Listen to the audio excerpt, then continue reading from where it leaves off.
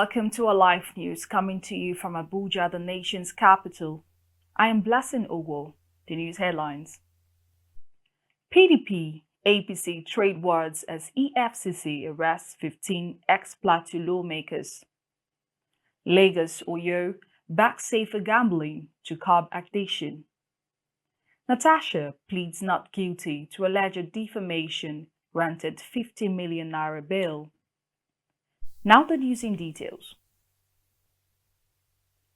The People's Democratic Party and the All Progressives Congress in Plateau State traded words following the arrest of 15 former lawmakers, including ex-Speaker Moses Tabas Sule, by the Economic and Financial Crimes Commission.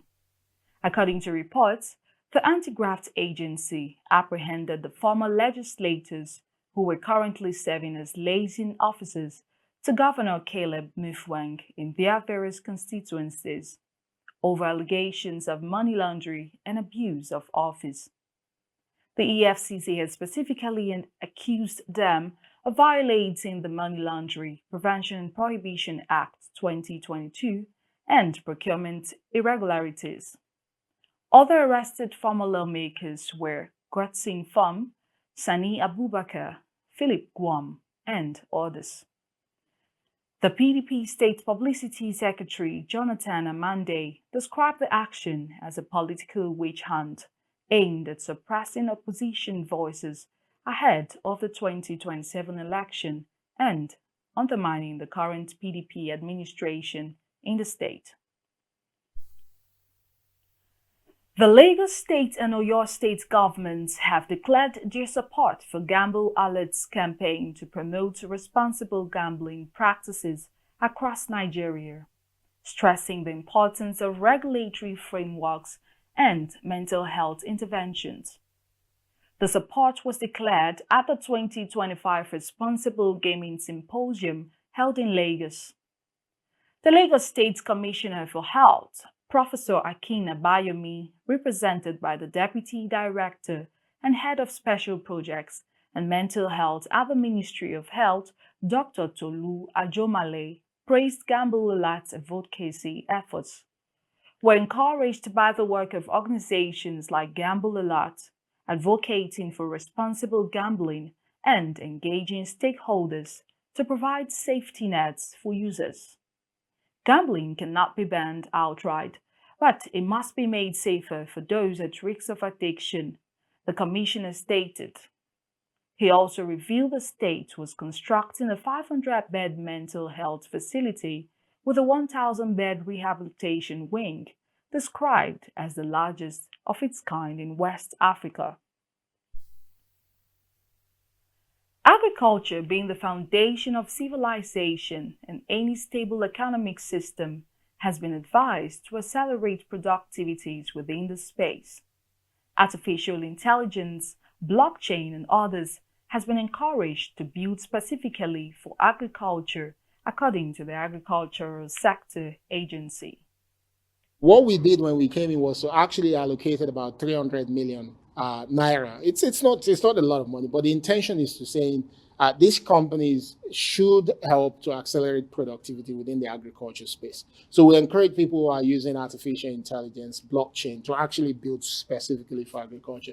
So we saw a lot of things that are focused on even the livestock sector. So when Mr. President approved the establishment of the livestock ministry, that was one of the first projects that we tabled in front of the minister to ensure that we can collaborate and encourage those startups to not just build. Remember, we weren't funding people at the very early stages. We were funding people with existing products who are yet to demonstrate their product and put it to practical use. So we got them onto farms.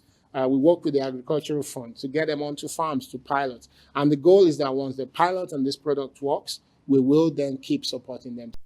The Lagos State government has shut down the Oko Oba abattoir over unsanitary activities, waste mismanagement, and unhygienic handling of animal products. This directive was given by the Lagos State Commissioner for the Environment and Water Resources, Tokunbo Wahab, after an inspection tour with the media to Oko Aba Abattoir in Agege.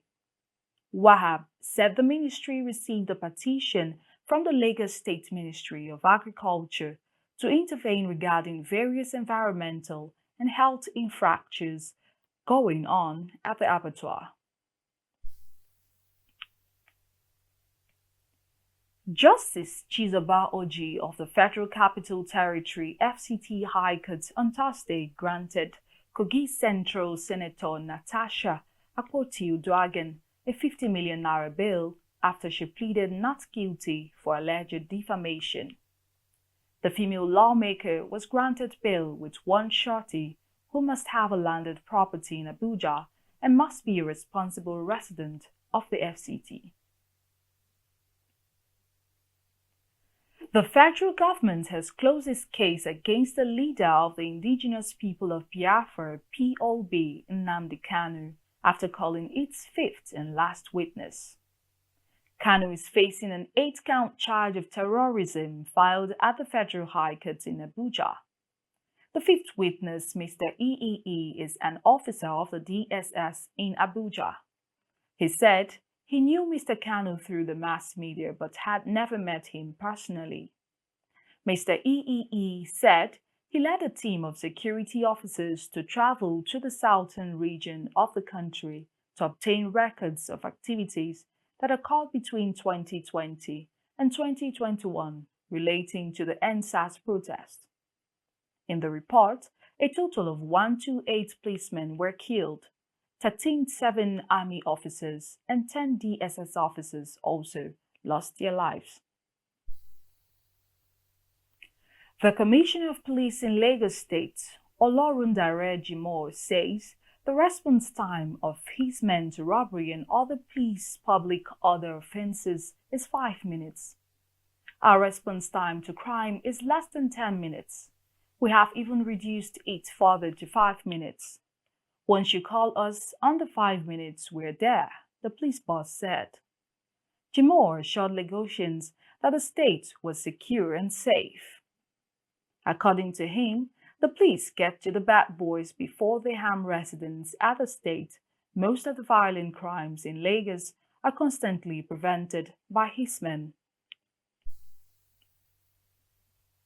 From carbon pollution to sea level rise to global heating, the pace and level of key climate change indicators are all in uncharted territory, more than 60 top scientists has warned. Greenhouse gas emissions from burning fossil fuels and deforestation hit a new high in 2024 and averaged over the last decade 53.6 billion tons per year. 100,000 tons per minute of CO2 or its equivalent in other gases, they reported in a peer-reviewed update. The 13-man jury of All African Music Awards has lauded the high number of entries submitted so far in the fourth week of submission of works for the 2025 edition of AFRIMA. The entry submission portal opened on Monday, May 27, 2025. Music professionals and recording organizations from all over Africa and the diaspora had been sending in their works. The entries came from artists, songwriters, music producers, video directors, DJs, dancers, recording companies and labels, choreographers, and even recorded talents.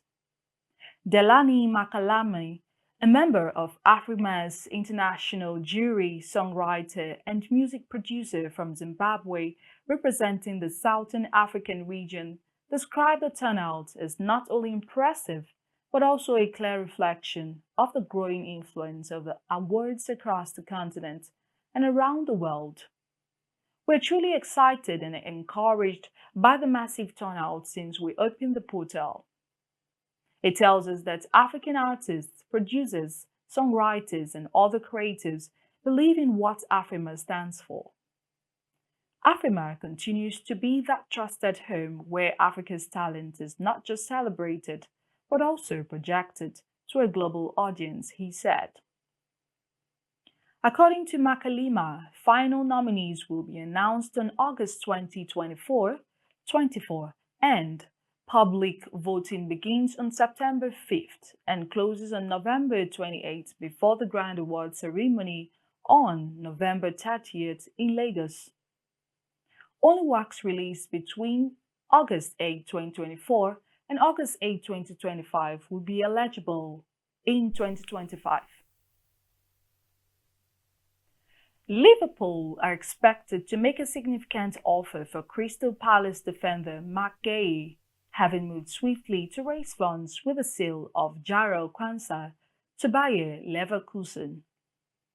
Chelsea winger Noni Madueke is on the radar of a host of clubs this Sunday, including Arsenal.